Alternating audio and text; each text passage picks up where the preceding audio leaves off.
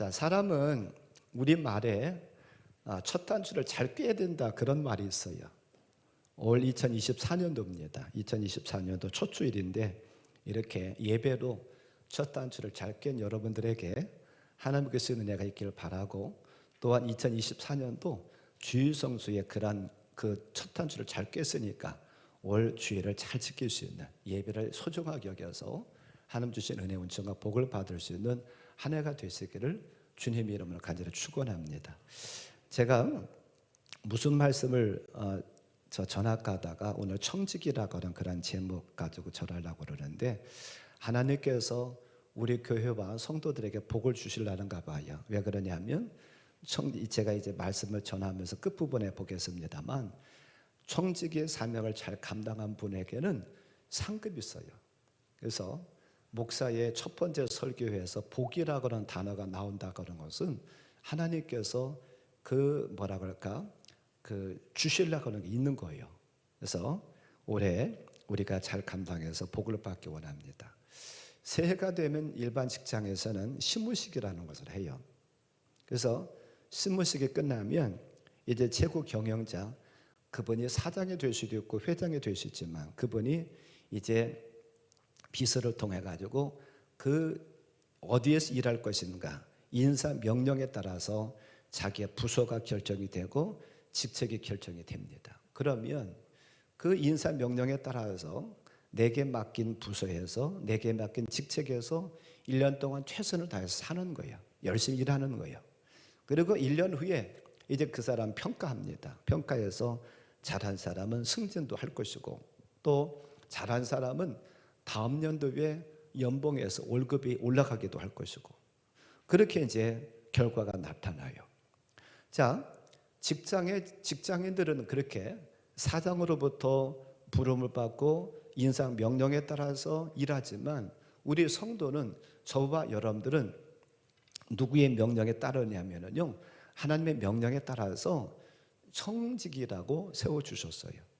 그래서 우리는 하나님께서 저와 여러분 주신 일터에서, 저와 주신 직책에서 최선을 다함으로 말미암아서 그 사장이 그 사람 1년 동안을 평가해서 승진도 시키고 또한 그 연봉도 높여주는 것처럼 그런 복이 우리에게 임하시기를 바랍니다. 저는 오늘 그게 4가지 부분으로 나눠서 생각하려고 그래요. 첫째로, 청지기는 누굴까? 누구를 가리켜서 청지기라고 하느냐? 두 번째로는 성경에 나오는 청지기의 예, 어떤 사람들이 그런 청지기의 삶을 잘 살았을까? 청지기의 예를 성경에서 살펴보고, 세 번째로, 그러면 청지기인 자는 어떤 자세를 가지고 일해야 될 것인가? 그리고 마지막 4번째로는 청지기의 삶을 충실하게 살아가는 사람에게는 어떤 상급을 하나님께 약속하셨는가?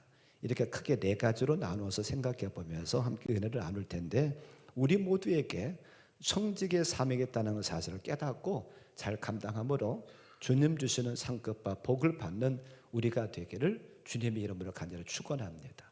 자, 첫 번째, 청지기는 누구냐? 청지기라는 것은 누구를 가리키느냐? 자, 청지기를 헬라어로 오이코노모스라고 합니다. 오이코노모스라고 하는 단어가 그 헬라어의 청지기인데, 이 청지기라고 하는 오이코노모스의 뜻은 어떤 뜻을 가지고 있느냐면 관리인, 재무관, 맡은 자, 일꾼, 종, 또 청지기, 이렇게 이런 뜻을 가지고 있습니다. 그러니까 뭐 맡은 자나 청지기나 혹은 일꾼이나 종이나 뭐 관리인이나 다 똑같은, 그러니까 원어에서는, 헬라어로 가는 원어에서는 똑같은 오이코노모스라고 하는 단어를 썼는데, 그냥 번역을 하면서 거기에 맞게끔 어디에서는 청지기로도, 어디에서는 일꾼으로도, 어디에서는 관리인으로도, 어디에서는 맡은 자로도 이렇게 번역을 했다는 거예요. 그러니까 다 똑같은 의미예요.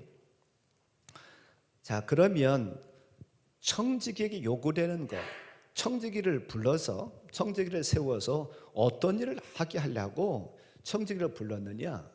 청지기의 역할은 크게 2가지입니다. 첫 번째로는 사람을 맡아서 관리하는 거예요. 주인의 위임을 받아가지고, 내가 주인은 아닌 거예요. 어떤 주인이 위임을 받아가지고 내가 그 집안의 사람들, 종들이죠. 사람들을 맡아서 관리하는 것, 이게 첫 번째고, 두 번째는 무엇을 관리하느냐면 재산을 관리합니다. 사람과 재산을 관리해요. 그래서 마태복음 20장 8절 말씀에 보면 저물매 포도원 주인이 청지기에게 이르되 품꾼들을 불러 나중 온 자로부터 시작하여 먼저 온 자까지 삭슬 주라 하니, 그렇게 말하고 있어요.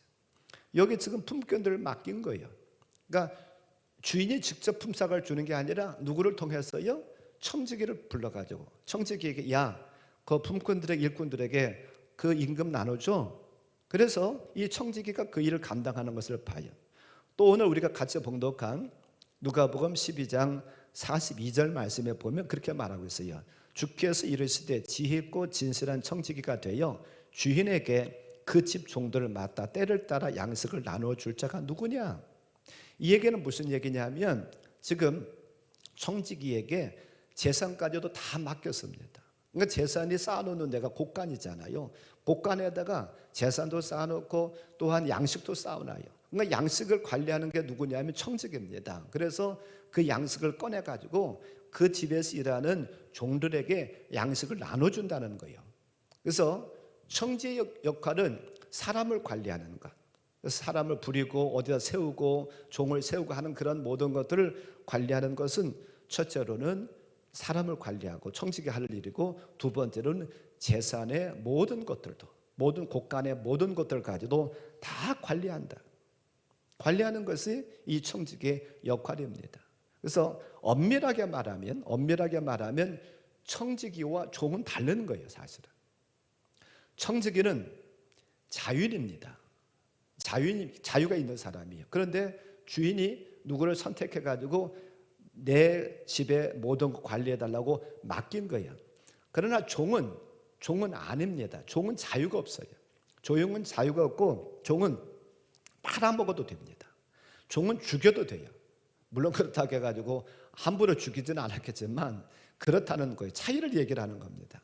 차이를 얘기를 하는데, 또 성경에서 보면 청지기와 종을 엄밀하게 구분한 데도 있고, 또한 어디에 보면 청지기와 종을 동일시로 똑같은 존재로 그렇게 말씀한 것도 있어요. 똑같은 예수님의 말씀인데 어디는 구분한 데도 있고 어디는 똑같이 여긴 데도 있어요.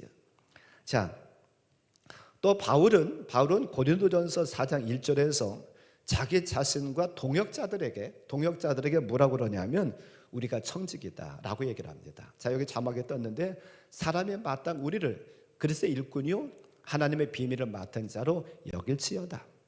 그러니까 바울 자신이나 바울과 같이 일하는 사람들을 일꾼이고, 복음을 맡은 일꾼 또한 복음 맡은 청지기다라고 말하고 있어요. 그런데 이뿐만 아니라 디도서 1장 7절에 보면 감독을 가르쳐서 청지기다, 하나님의 청지기다라고 말합니다. 그러니까 이제 조금 범위가 넓혀가는 것을 봐요. 그뿐만 아니라 베드로 사도 같은 경우는 뭐라고 얘기를 하느냐면 하나님 은혜를 받은 자, 하나님 은혜를 받은 자들은, 은혜를 받은 성도들은 다 청지기다라고 베드로전서 4장 10절에서 이렇게 얘기를 합니다. 같이 한번 봉독할까요? 각각 은사를 받은 대로 하나님 여러 가지 은혜를 맡은 선한 청지기까지 서로 봉사하라. 아멘. 그러니까 우리가 여기서 볼 수가 있는 것은 그냥 예수님의 말씀만 생각한다고 하면 청지기는 어떤 특별한 사람만 생각할 수 있어요. 근데 여기서 지금 그 바울 사도의 말씀이나 베드로의 사도의 말씀 가르침을 통해서 볼 수 있는 것은 어떤 특별한 사람만이 아니라 하나님의 은혜를 받아서 하나님의 자녀가 된 사람 모두는 누구라고요? 청지기라고 하는 거예요. 그러니까 청지기는 어떤 특별한 사람이 아닙니다. 특별한 사람이 아니라 예수 그리스도의 은혜를 통해서, 하나님의 은혜를 통해서 이곳에 나와서 예배드리는 우리 모두가, 저와 모두가 청지기라고 하는 거예요.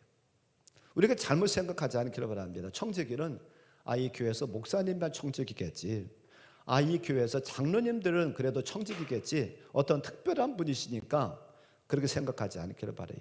어떤 분도 그럴 수 있습니다.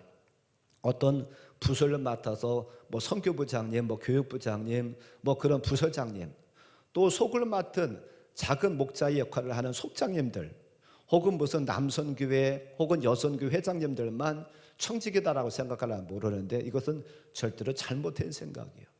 예수님이 나의 구세주시다, 예수님 나의 주로 고백하는 모든 분들은 누구라고요? 청직이라고 하는 거예요. 그러니까 목사님뿐만 아니라 장로님뿐만 아니라 권사님, 속장님뿐만 아니라 우리 모두 저와 각자가 다 청직이라고 하는 것, 청직이라는 것을 꼭 기억하길 바랍니다. 그런데 청직에게 요구되는 게 있어요. 청직이 뒤에서 또 다시 말씀드리겠습니다만, 청직이는 내가 하고 싶다고 하는 게 아니에요. 누가 불러줘야 돼요? 주인이 불러줘야 돼요. 주인 아무개가 너 내 집에 와서 좀 청지기 역할을 좀 해달라, 그렇게 부르는 거예요. 저와 여러분이 청지기가 된 것은 누가 부르고 누가 세운 거예요? 하나님께서 저와 여러분들 청지기로 불렀고 저와 여러분들 청지기로 세웠다는 사실을 꼭 기억하길 바랍니다. 자, 청지기는 그래서 우리 모두, 저와 여러분들 모두가 다 청지기로 하나님 임명장을 받았다는 것을 꼭 아시기 바랍니다. 자, 두 번째, 그러면 성경에 나타난 청지기의 예는 누구를 통해서 찾아볼 수 있을까? 구약에도 그런 예들이 많이 나오고 신약에도 많이 나오는데 다 말씀드릴 수는 없고요. 구약에서 먼저 대표적인 두 사람을 얘기하려고 합니다. 첫째는 창세기 24장에 나오는 누구냐면 아브라함의 종이에요. 아브라함의 늙은 종입니다. 창세기 24장 2절부터 4절 말씀에 보면 무슨 얘기가 나오냐면, 그 아브라함이 자기 아들 이삭을 위해서 그 며느리감을, 즉 이삭의 아내죠, 아내를 선발하기 위해서 누구를 보내느냐 하면 그 아브라함의 늙은 종을 어디로 보내느냐 하면 그의 고향으로 보내요. 아브라함의 고향으로 보내면서 그 아들을 위해서 며느리감을 선발해 오라는 거예요. 그런데 거기에 보세요. 뭐라고 그러냐면 내가 가서 선택해 오래요. 아내를 택하라는 거예요. 4절 말씀에 보니까 내 고향 내 족속에게로 가서 내 아들 이삭을 위하여 아내를 택하라. 선택권까지도 누구에게 주느냐 하면 이 종에게 줘요. 이 늙은 종에게. 그러니까 지금 아브라함 보내면서 누구에게 콕 찍어가지고 아무개를 데려와라고 하는 것이 아니라 내가 가서 보고서 하나는 내 고향 사람한테 가서 보고서 하나는 그 아내감을 선택해 와라, 선발해 와라. 그러니까 이 종을 얼마나 믿는가를 볼 수가 있어요. 그러니까 이 종에 대한 이야기가 정확하게 나오지는 않습니다만 추측해 볼 수 있는 것은 이 종은 아마 젊었을 때 그 집에 들어와서 아브라함의 청지기가 된 것 같아요. 그리고 나이가 먹을 때까지 계속해서 충성을 한 거예요. 그러니까 이 아브라함은 이 종이 자기 자신의 마음을 잘 아는 거예요. 다 꿰뚫어 보고 있는 거예요. 그의 가정의 모든 살림살이, 아브라함의 생각, 아브라함의 그런 모든 계획 같은 거 다 알고 있으니까 그를 보내도 내가 가지 않아도, 아브라함이 직접 가지 않아도 내 아들 이삭을 위해서 적당한 아내감을 선택해 오겠지, 선발해 오겠지 믿은 거예요. 그러니까 이 늙은 종을 보내면서 그 선택권까지, 선발권까지 주고 있는 걸 볼 수가 있어요. 자, 또한 구약에서 또 볼 수 있는 이 청직의 좋은 예는 누구냐면 창세기 39장에 나오는 요셉입니다. 우리가 잘 아는 것처럼 요셉은 형들의 시기로 애굽에 팔려갔어요. 애굽에 팔려가지고 그가 어디 집에서 종살이를 하냐면 보디발의 집에 가서 종살이를 하죠. 그런데 그 종살이를 하는데 요셉이 얼마나 신실하고 지혜롭게 일했는지 보디발의 그를 그 가정의 가정 총무로 세웁니다. 그 얘기가 창세기 39장 4절에 나와요. 요셉이 그의 주인에게 은혜를 입어 섬김에 그가 요셉을 가정 총무로 삼고 자기의 소유를 다 그의 손에 위탁하니, 그렇게 말하고 있어요. 아마 이 지금 보디발이 이 요셉을 가정 총무로 삼았다라고 하는 것은 대단한 일입니다. 한번 생각해 봐요. 지금 이 요셉은 어떤 사람입니까? 히브리 사람이에요. 그런데 지금 히브리 사람이 요셉이 어느 나라 가서 살고 있느냐면 애굽에 가서 살고 있는 거예요. 그것도 이 요셉이 그 당시에 나이가 10몇 살밖에 안 됐습니다. 그러면 어린 요셉이에요. 어린 요셉인데 그 가정에 모든 것을 다 맡긴다? 그리고 더더군다나 보디발이라고 하는 사람은 그 당시에 권력 있던 사람이에요. 지체가 높은 사람입니다. 그러면 우리가 추측해 볼 때에 그 집에 이 요셉 말고 다른 종들이 많이 있었을 겁니다. 부리는 종들이 많았을 거예요. 그런데 한번 생각해 봐요. 나이도 어리죠. 같은 애굽 사람도 아닙니다. 히브리 사람입니다. 그런 자를 가정의 총무로 삼아 가지고 모든 걸 다 맡긴다? 이것은 쉬운 일이 아니에요. 대단한 일입니다. 어려운 일입니다. 그럼에도 불구하고 요셉에게 그 모든 것을 맡겼던 것은 분명히 말하잖아요. 자기의 모든 소유를, 자기의 소유를 다 그 손에 위탁함에 그렇게 말하고 있어요. 이건 요셉이 얼마만큼이나 종으로 팔려가 가지고 신실하게 얼마나 최선을 다해 일했는지, 정직하게 일했는지, 얼마나 충성했는지를 잘 볼 수 있는 대목입니다. 이처럼 어찌됐든 간에 지금 요셉은 보디발의 집에 가정 총무로서, 청지기로서 일하는 것을 봐요. 이 구약에 나오는 지금 아브라함의 늙은 종이나 또한 요셉을 통해서 볼 수가 있는 것은 이 청지기는 주인에게 신임을 받는 자였다는 거예요. 신임을 안 하면 결코 맡길 수가 없죠. 신임하니까 나이가 먹었어도 가서 아내감을 선발해 오라 하기도 하고, 또한 나이가 어려도 그에게 가정의 모든 걸 다 맡겼다는 거예요. 그래서 여기서 볼 수 있는 것은 먼저는 이 청지기는 주인의 신임을 받아야 된다. 신임을 받아야 그렇게 청지기로 세움 받을 수 있다는 걸 우리가 볼 수가 있습니다. 또 신약에도 청지기가 나와요. 누가복음 8장 3절에 보면 헤롯의 청지기 구세 아내 요한나와 수산나와 다른 여러 여자가 함께하여 자기들의 소유로 그들을 섬기더라. 헤롯의 청지기였었던 구사라고 하는 사람의 아내가 예수님을 물질로 봉사했던 것, 물질로 섬겼던 좋은 예를 말하고 있어요. 이 구사라고 하는 사람은 헤롯 왕의 재물을 맡아가지고 모든 돈을 맡아가지고 그 일을 감당했었던 청지기입니다. 또한 마태복음 20장 8절이나 누가복음 16장 2절이나 4절에서 볼 수 있는 것은 그 청지기는 품꾼들에게, 아까도 제가 말씀드린 것, 품꾼들에게 그 품삯을 나눠준다거나, 또한 누가복음 16장 같은 데서는 뭘 말하고 있느냐 하면 주인이 채권자였었을 때 그 채권을 받는 일까지도, 즉 돈을 빌려준 사람이 돈을 받아오는 일까지도 누가 했느냐 하면 이 청지기들이 했던 것을 볼 수가 있어요. 이처럼 청지기들은 철저하게 주인의 이익을 위해서 일했던 사람들이에요. 왜? 그도 그럴 수밖에 없는 것이 주인에게 고용된 사람이잖아요. 고용됐으니까 그들을 위해서, 그 주인을 위해서, 나를 고용해 준 그분을 위해서 일해야 되죠. 그와 마찬가지로 저와 여러분들 고용한, 저와 여러분들 임명한 분은 누구냐면 하나님이셔요. 그렇기 때문에 우리는 나를 위해서 일하는 것이 아니라, 저와 여러분 위해서 일하는 것이 아니라 누구를 위해서요? 하나님을 위해서 일해야 된다는 거예요. 그게 청지기의 바른 삶이라고 하는 것을 꼭 기억하시길 바랍니다. 자, 우리가 하나님께로부터 청지기로 부름을 받았다고 한다고 하면 조금 전에 말씀드린 것처럼 나를 위해서가 아니라 누구를 위해서요? 하나님을 위해서.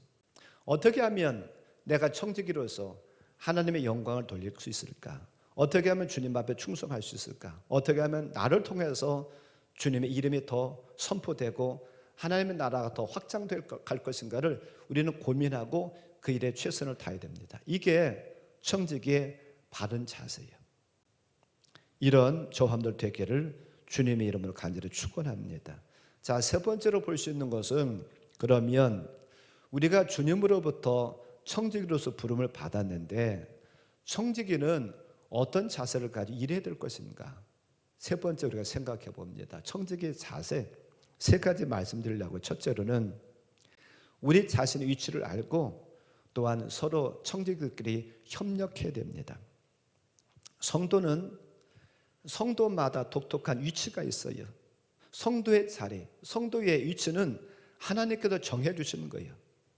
내가 하고 싶다고, 내가 안 하고 싶다고가 아니라 하나님께서 우리에게 정해 주신 겁니다. 일반 직장에서도 그 최고 경영자가, 사장이라든지 회장이 인사명령을 딱 내리면 내가 가고 싶지 않은 부서를 할지라도 가야 돼요. 내가 맡고 싶지 않은 직책을 할지라도 맡아야 됩니다. 그와 마찬가지로 하나님께서 저와 여러분에게 맡기신 자리가 있어요. 예배소서 4장에 보면 하나님께 교회에서는 이런 사람들을 세우셨다고 그래요. 예배소 4장 11절 12절 같이 보겠습니다. 그가 어떤 사람은 사도로, 어떤 사람은 선지자로, 어떤 사람은 복음 전하는 자로, 어떤 사람은 목사와 교사로 삼으셨으니 이는 성도를 온전하게 하여 봉사 일을 하게 하며 그리스도의 몸을 세우려 하심이라. 아멘.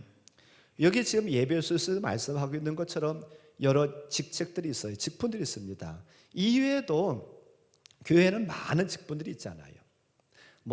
우리가 그 교회 직분을 집사님, 권사님, 장로님으로 나눌 수도 있겠고, 또한 어떤 여러분들이 소속되어 있는 어떤 그 부서들 있잖아요.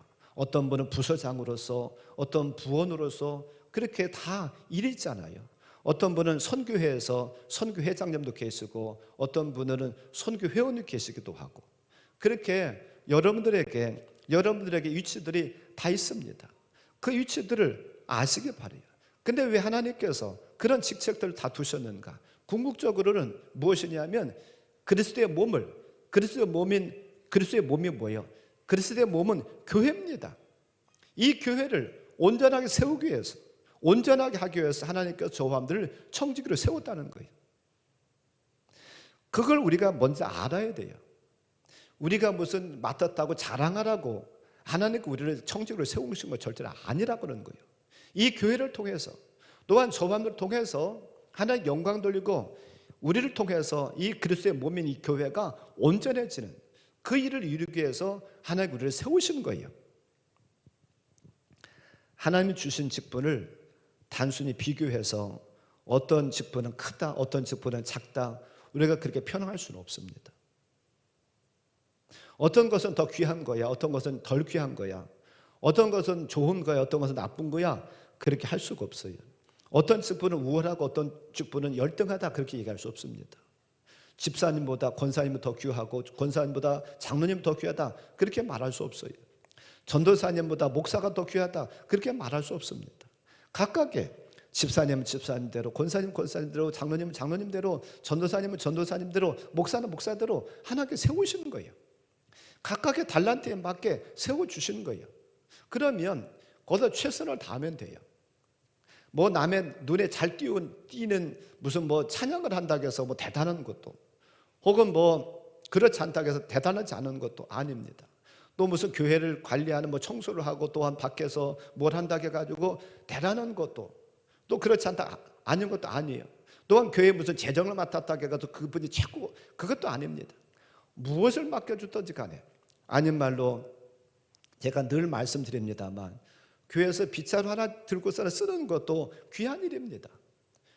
오늘 예배 끝나고서 나는 예배 마치고 바로 식당에 내려가서 우리가 또한 식사도 할 텐데, 식사하면서 아닌 말로 하다못해 밥을 하나 부어주는 것도 그것도 귀한 일이고, 설거지 하나, 그릇 하나 씻는 것도 귀한 거예요.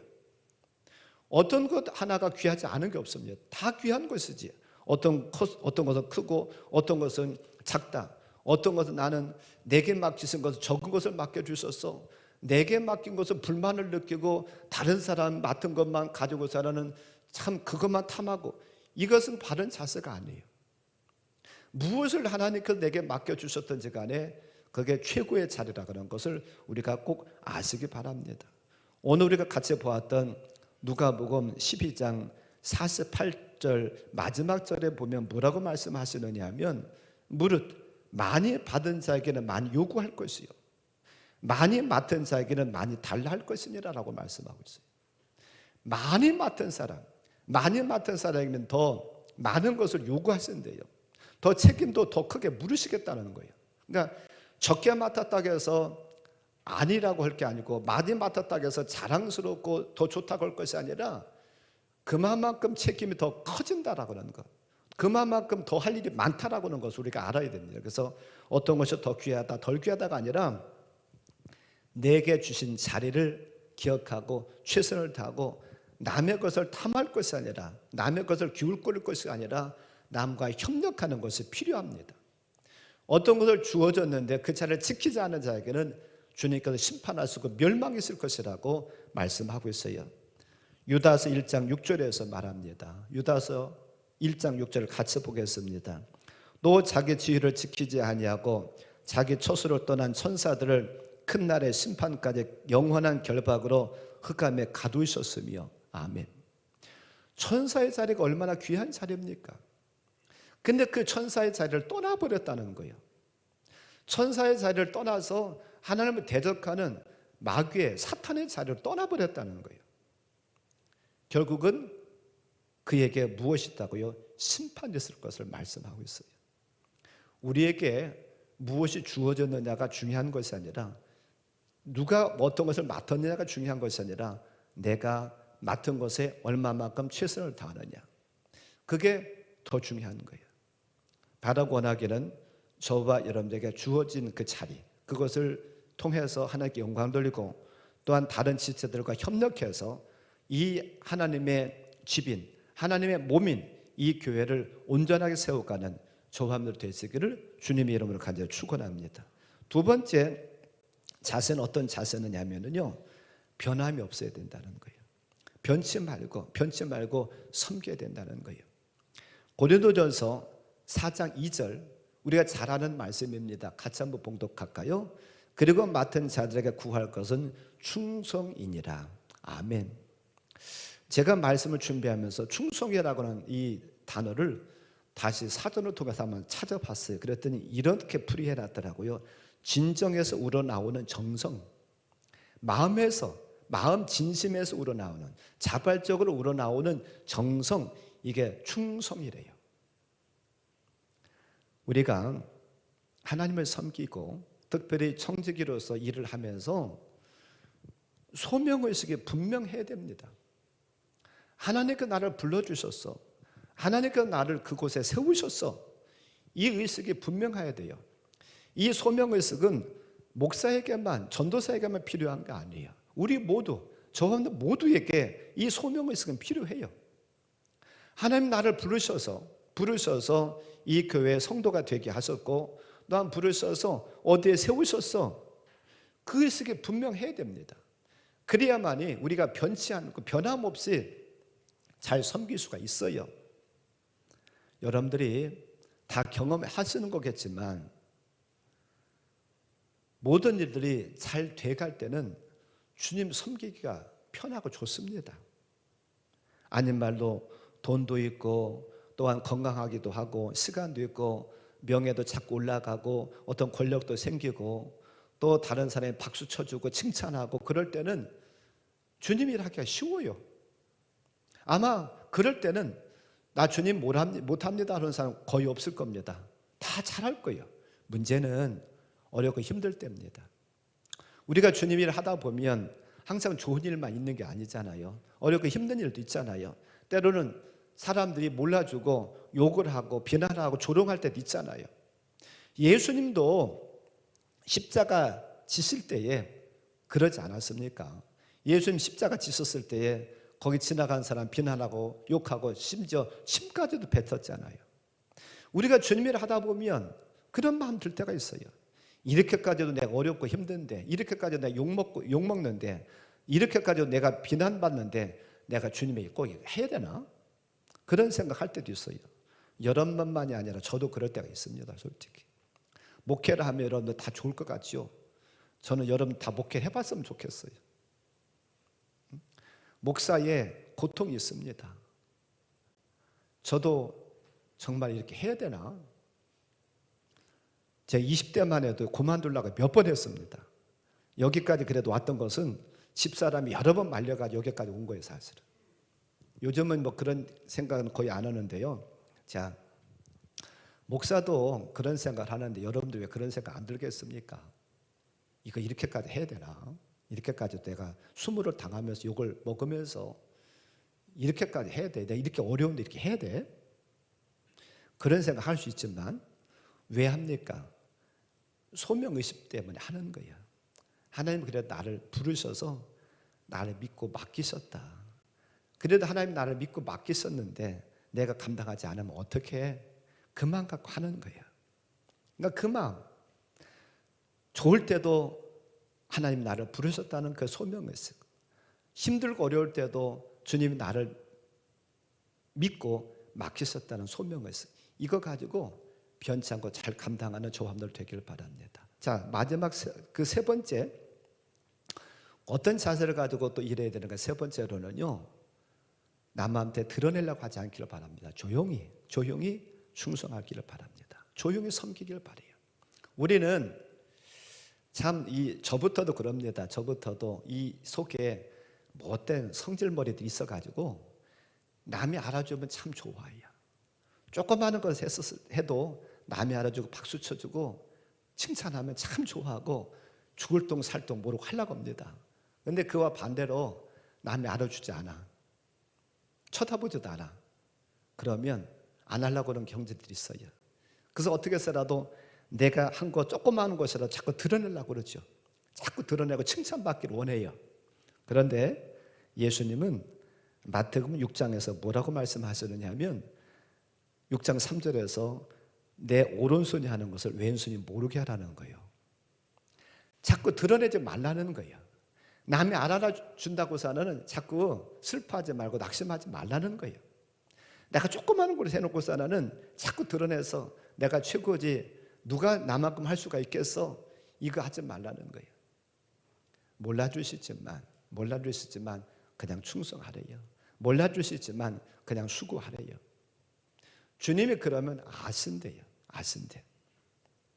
참 우리가 남이 알아주든 알아주지 않든 간에 꾸준히 한다라고 하는 것, 조용히 하면서 한다라고 하는 것은 쉬운 게 아니에요.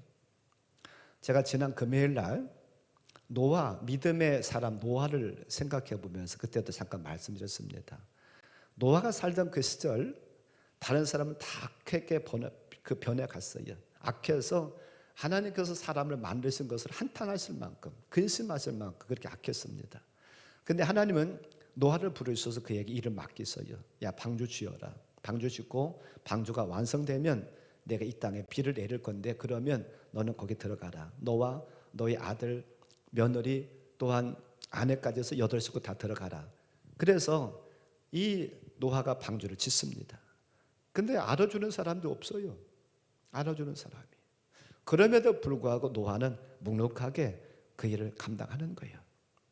사람에게 상 받으려고 하는 게 아니라 하나님께 내가 말씀 주셨으니까, 하나님께 나에게 허락했었으니까 그냥 하나님 한 분만 바라보면서 묵묵하게 하는 겁니다.